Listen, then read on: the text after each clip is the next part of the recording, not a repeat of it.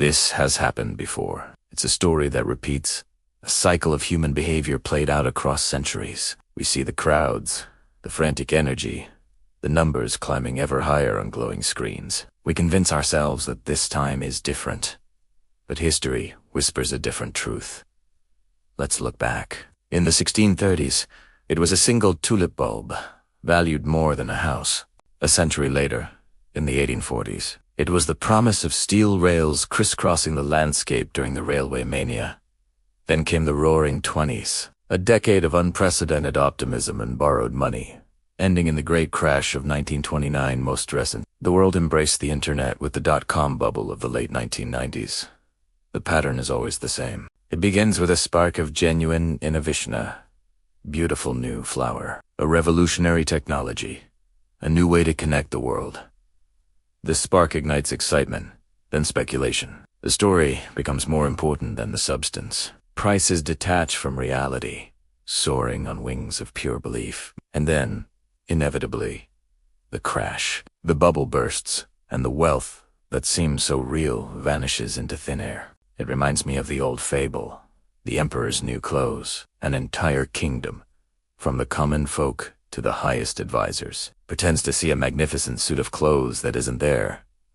Everyone pretends. No one questions. They're afraid to admit they see nothing, afraid of being called foolish. In a financial bubble, viduti same, we see asset prices with no underlying value.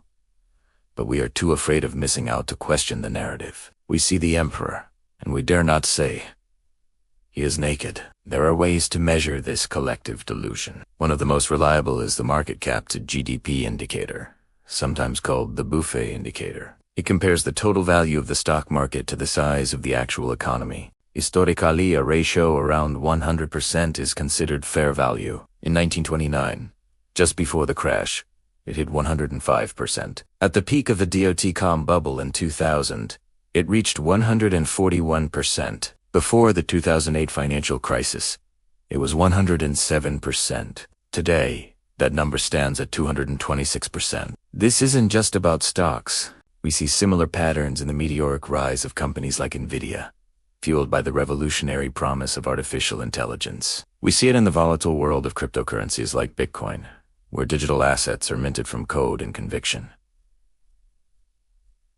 The technology can be real. The innovation can be transformative.